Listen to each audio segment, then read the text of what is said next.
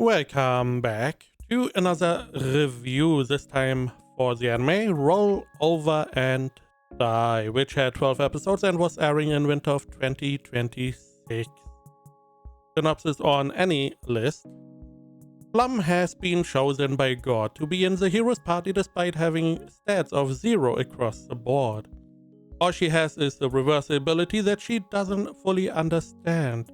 Predictably, she proves useless in battle, but she refuses to give up and continues to do all she can for the party. Her party mate Jean, a genius and renowned sage, picks on her at every opportunity and eventually sells her off into slavery. Even as a slave, she is treated as incompetent and persecuted, and ultimately thrown to monsters as bait for her master's entertainment. Plum is left with two options: take up the cursed sword that inevitably brings death to its wielder, or be eaten by monster. The moment she chooses to fight back is when the reverse of her life begins. I felt like the show had a somewhat decent start. We see Plum inside this cage being used as bait for the monsters as described. And throughout the episode, as we fight off the monster and free ourselves, or Plum frees herself, we get to see how this happened. How did she get to be in here? What happened with Jean? Which I found was a pretty good way to introduce us to the story, instead of just having the whole situation with Dean happening at the beginning and then have the action. We just get thrown in and then we get explained a little bit. Again, I found that a good approach. Now, the story sadly does not hold up well. After like the halfway point, we just go downhill. I did not like the show, especially the later parts. Now, her abilities of reversal allows her to reverse the negative effects of cursed items, as example. And meaning that an item that would give you minus attributes gives you plus attributes, which is okay. It's a neat concept. I have seen this being used a couple times, and there is a lot of potential, but we don't really explore that too much. It's just, hey, you can use curse items. Okay, got it. Because all the items we come across are only negative. In most RPGs or games, the curse item has negative parts and positive parts. That sometimes the positive parts are really good, but you have to use like also the negative effects. Now here you only have negative effects, which through her reversal turn positive. We could have had some more of these items that have like a trade-off. It would have been more interesting. The same with buffs and debuffs. We never get to explore that in the season. What happens if she gets plus attack from some mage as a buff? It should turn negative, so she should be weaker. On the contrary, if she gets the debuff, it should turn into a buff, which could have been an interesting idea for a fight where she fights against someone who is specialized in debuffing her, and that all turns into buffs, making her even stronger. It would have been interesting. We never get to explore that, so sadly. Now, as she gets free, she takes the silver-haired girl, the maid named Milkid, with her. Now,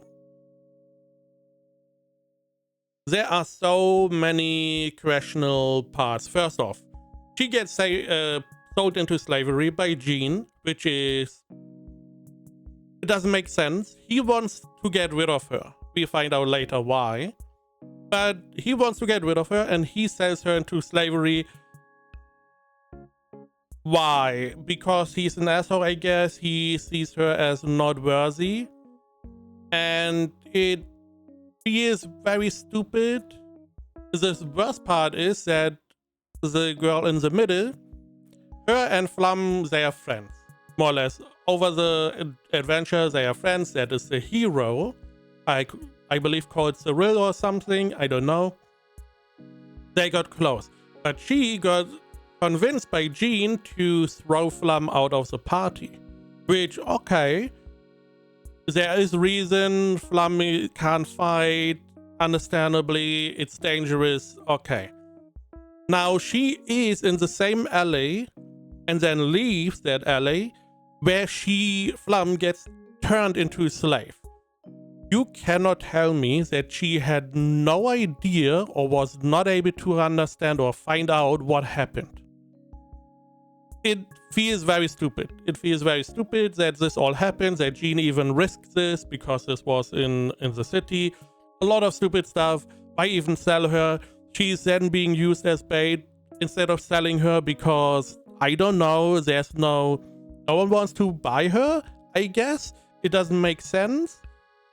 There were some of the slaves that were used as bait seemed still sellable, but I don't know. It was stupid. We continue the story, stuff happens. The problem for me is that instead of having a story about Flum and then Milk It, trying to make it together, live together, maybe at some point come across a party, the heroes again, we have to just involve her in the whole story for some reason. There's an overarching story. It doesn't make much sense. It.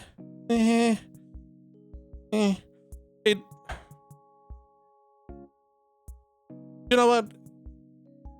It's the 6th. I'm going into spoilers. You have been warned. The hero party loses 3 heroes. Flum gets thrown out. We have the blue-haired girl, which is also one of the heroes' members. And she leaves because there's something off. And there's a third-party member that also leaves. So of the 7 heroes, we only have 4 left.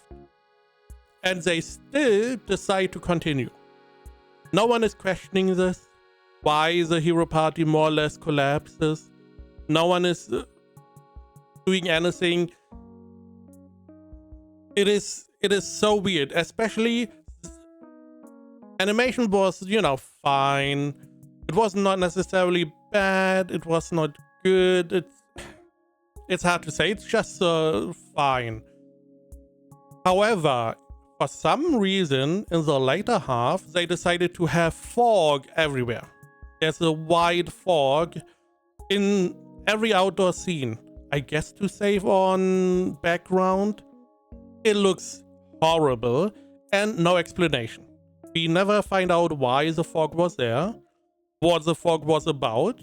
It just was there. Instead of working it into the story somehow, because there are enough points where you could do this, but no, there's just a white fog and yeah, it's looking like shit, which is really bad. Additionally, we get introduced to some other characters. The characters are generally fine. I don't really have a problem with the characters. It's just that it's a little bit too... There's just too much wrong. Flum finds the item she needs right at the moment where she needs them, which is not good writing instead of having the items beforehand. That is also why I feel like the items don't have any powers.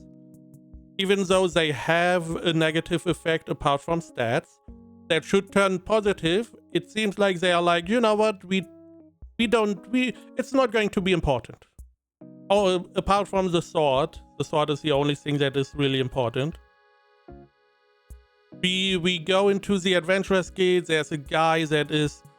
Oh, this is so fucking stupid. Oh my fucking... So she goes into an Adventurers Guild that is led by an evil motherfucker, sure. She gets told more or less by the person that is the secretary or whatever you want to call it, she's more or less giving her hints, hey, this is not safe. Now, Flum gets a job that is too difficult for a new adventurer by the master. The master is an asshole. He's giving her a job that is going to kill her. Like 90% of the time, 9 times out of 10, it is going to kill her. And I'm sitting here, why? I don't understand how these stories get written without anyone sitting there and being like, why is this happening? Because he's just more or less trying to kill her. She's getting killed by a monster. And that's it. If I was evil in that situation, I would understand if you were to give her a job where you could give your because he's surrounded by some other evil people, that you give her a job where she gets injured and you give the info to your evil comrades and they can do whatever, sell her into slavery again, or bad stuff, and then I would at least be like, okay, I understand why you would do that, because you get a kickback, you get some money, whatever. In here, you get nothing. They later on show them be betting on her surviving, and everyone is like, she's not going to survive. You gave her a quest that is going to kill her, most definitely.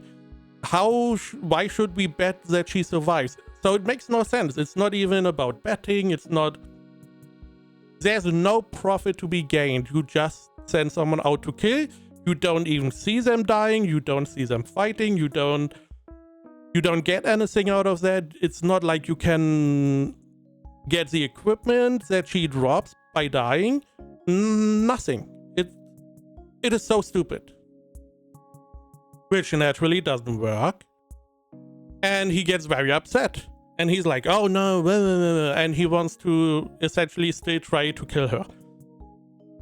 Which is so stupid.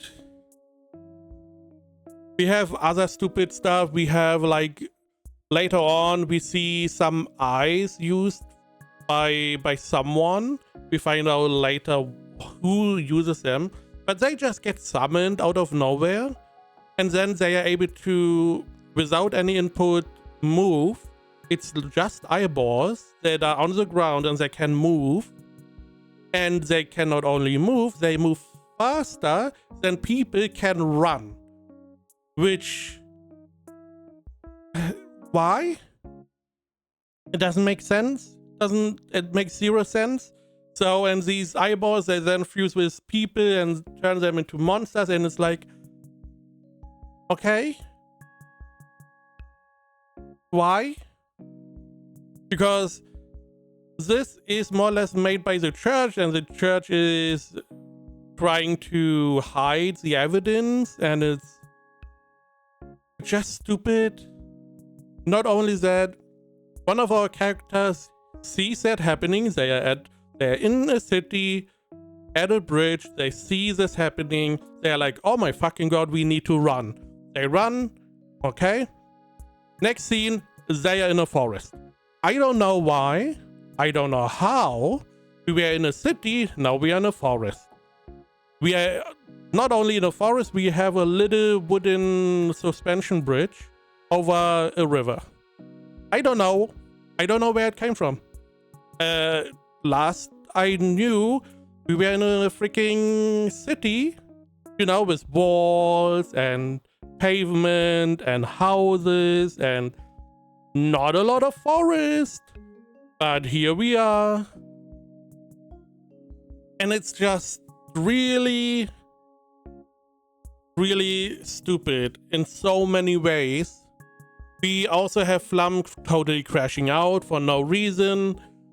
And it's like, that is why at like the halfway point, the show just crashes down. At the end, we get thrown million things into the story, if you can call it that.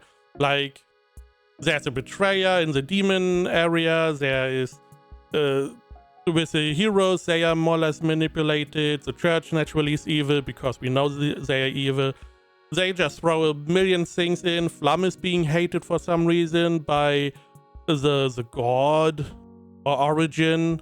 We don't know. The only interesting part in all of this, in my opinion, was the story behind Origin.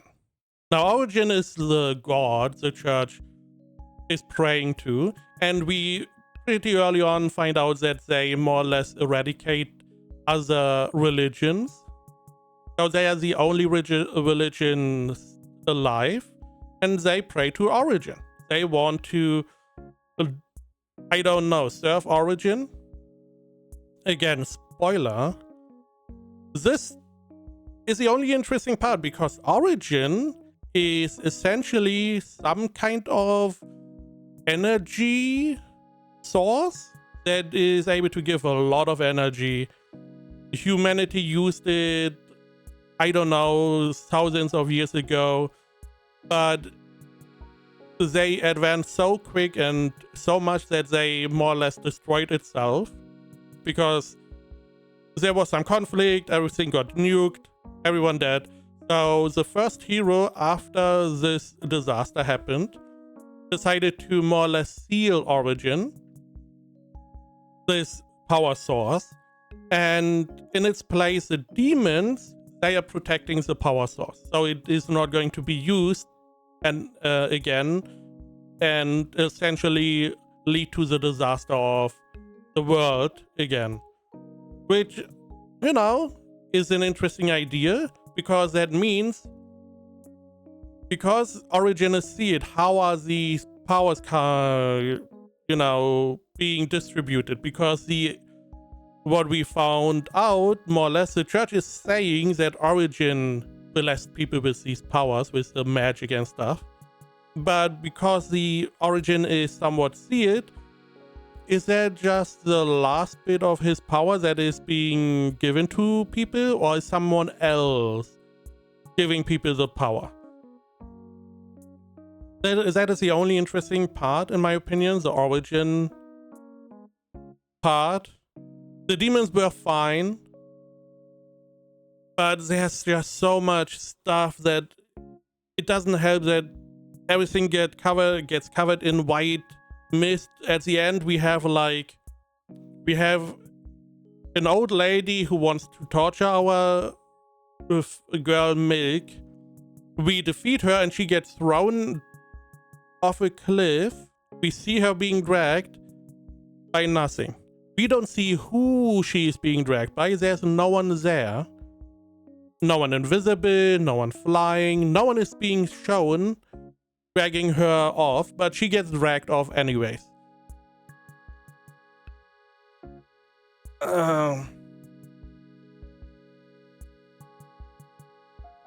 Let's go ratings. AniList has it at 62%. My anime list at 6.2. As I said previously, it's a 6 out of 10. I just do not like it.